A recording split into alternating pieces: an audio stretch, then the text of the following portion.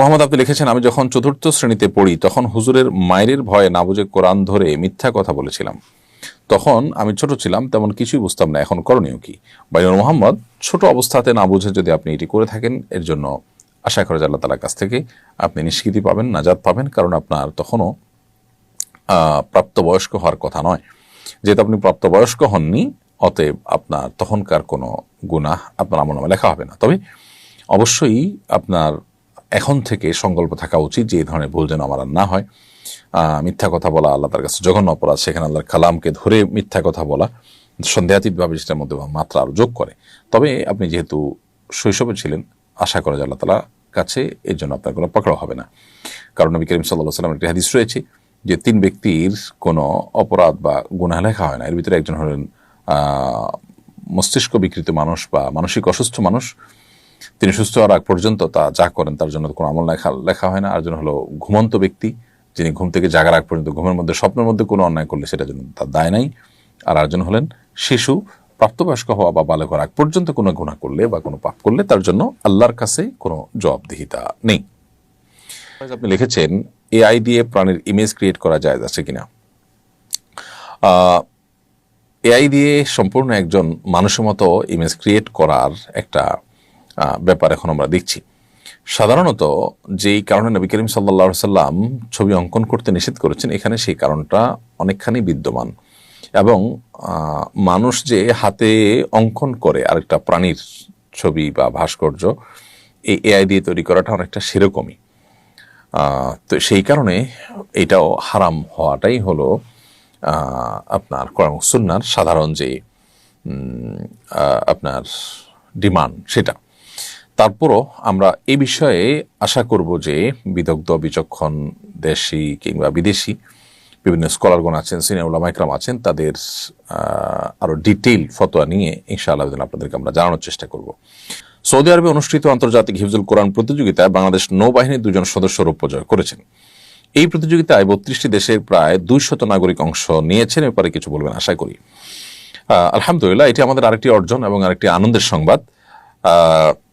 বাংলাদেশে ইতিপূর্বে আন্তর্জাতিক বিভিন্ন হিফজুল কোরআন বা কেরাত কম্পিটিশনে বাংলাদেশের মাদ্রাসার ছাত্রদের, হিফজের ছাত্রদের, কোমলমতি শিশুদের তাদের বিভিন্ন অর্জনের কথা আমরা দেখেছি, জেনেছি যে তারা অনেকগুলো দেশকে পেছনে ফেলে তারা চ্যাম্পিয়নের মুকুট তারা নিয়ে এসেছেন বাংলাদেশে। এটি আমাদের জন্য অনেক বড় গৌরবের বিষয়। আলহামদুলিল্লাহ, আমাদের নতুন একটি গৌরবের সূত্র বা ইস্যু আমরা পেলাম যে মাদ্রাসার ছাত্রদেরকে ছাপিয়েও আলহামদুলিল্লাহ নৌবাহিনীর 2 জন সদস্য একই কাজ করেছেন। আমি সেজন্য নৌবাহিনীর সদস্যদেরকে অন্তরস্থল থেকে অভিনন্দন জানাই এবং সেই সাথে শুকরিয়া জানাই আল্লাহ তাআলার কাছে যে আল্লাহ তাআলা আমাদের সেনানৌ এবং বাহিনীতে অনেক ভাইরা আছেন যারা দিনকে ভালোভাবে চর্চা করার চেষ্টা করেন এবং বাহিনীগুলো আমাদের দেশের নিরাপত্তা, আমাদের ভূখণ্ডের নিরাপত্তার পাশাপাশি তারা নিজেদের মধ্যে নীতিনৈতিকতার যে চর্চা তারা করছেন, এটার সুফল আমরা পাবো, তারাও পাবেন ইনশাআল্লাহ তাআলা। নিশ্চয়ই তাদের এই দিনই চেতনা তাদের যে পেশাগত দায়িত্ব সেটা পালন করতে আরও বেশি তাদেরকে উদ্বুদ্ধ করবে এবং তাদের লক্ষ্য পানে এগিয়ে যেতে আরও বেশি সাহায্য করবে ইনশাআল্লাহ বিদিনিল্লাহ। একজন ইমানদার, আল্লাহর প্রতি বিশ্বাসী, জান্নাতে প্রত্যাশী যখন হবেন তখন তার জীবন বাজি রেখে যেখানে চ্যালেঞ্জ মোকাবেলা করা অনেক সহজ হয়।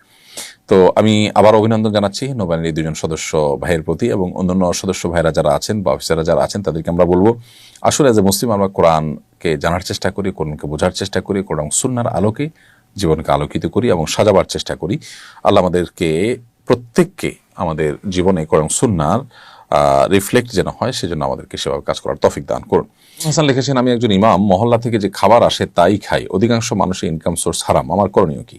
গুরুত্বপূর্ণ প্রশ্ন। ইমাম সাহেবরা বাসা থেকে খাবার আসবেন সেটা খাবে, এটা ব্যক্তিগতভাবে আমার নিজের কাছে খুব ভালো লাগে না। কারণ হলো, প্রথমত নানান উপার্জনের ব্যাপার আছে, দ্বিতীয়ত হলো ইমাম সাহেবের একটা আত্মসম্মানের ব্যাপার আছে। প্রয়োজনে মসজিদ কর্তৃপক্ষ ইমাম সাহেবকে খাবার দাবার বাবদ আলাদা ভাতা দিয়ে দিবেন, তিনি তার মতো করে রান্না করে নেবেন বা খাবার জোগাড় করে নেবেন। বাসা থেকে খাবার আসবে এটা দেখতে ভালো দেখা যায় না। একটা সময় হয়তো এত অ্যাক্সেস ছিল না, মানুষ তখন এগুলোর উপর নির্ভর করেছে। এখন আলহামদুলিল্লাহ বহু সুযোগ আছে। সো ইমাম সাহেবদের এই উপায় থেকে, এই পদ্ধতি থেকে তাদের বের হয়ে আসা উচিত এবং মসজিদ কর্তৃপক্ষেরও সেখানে সহযোগিতাপূর্ণ মানসিকতা থাকতে হবে। মূল প্রশ্নের উত্তর যদি আমরা আসি যে বেশিরভাগ মানুষের ইনকাম সোর্স হারাম, আপনার খাবার যে ইমাম হিসাবে আপনার খাবার যে বাসাগুলোতে আছে তাদের শুধু হারাম উপার্জনই আছে, কোনো হালাল উপার্জন নেই, এটা যদি আপনি জানতে পারেন তাহলে তাদের বাসার কোনো কিছু আপনার জন্য খাওয়া হালাল হবে না।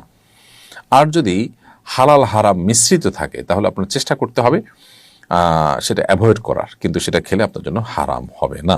এই জন্য যে বাসাগুলোতে খাবার আছে সে বাসাগুলো ঠিক কোন ক্যাটাগরি তাদের উপার্জনটা সেটা আপনাকে বের করতে হবে, তারপর আপনি ডিসিশন আসতে সহজ হবে। আপনি কি এবছর বইমেলা আসবেন? বইমেলা সম্পর্কে আমরা মন্তব্য জানতে চাই। প্রিয় দর্শক, বইমেলা এবছর আসার সুযোগ হওয়ার সম্ভাবনা খুবই ক্ষীণ। খুবই ব্যস্ত শিডিউলের মধ্যে আমাকে থাকতে হচ্ছে এই বছর।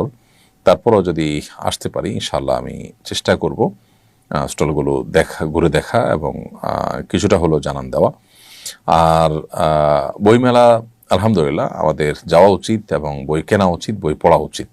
যত বেশি আমরা বই পড়বো তত বেশি সমৃদ্ধ হব এবং আমাদের বইয়ের বাকেটে যেন কোরআনের কোনো ব্যাখ্যা গ্রন্থ, নবী সাল্লাল্লাহু আলাইহি ওয়াসাল্লামের কোনো হাদিসের কোনো ব্যাখ্যা গ্রন্থ কিংবা কোরআন ও সুন্নাহর আলোকে রচিত কোনো বই পুস্তক যেটা আমাকে আলোর পথ দেখাবে, যেটা আমাকে জান্নাতের পথ দেখাবে, সেরকম বই পুস্তক যেন থাকে। আজকাল আলহামদুলিল্লাহ আমাদের অনেক উদীয়মান তরুণ আলেম, এমনকি গায়রে আলেম, অনেকগুলো বই বের হয়েছে যে বইগুলো বেশ মানুষকে প্রেরণা দেয়, যে বইগুলো মানুষকে নাড়া দেয়, যেগুলো আধুনিক সময়ের যে আমাদের তরুণদের নিড আছে সেটাকে ফিল আপ করে।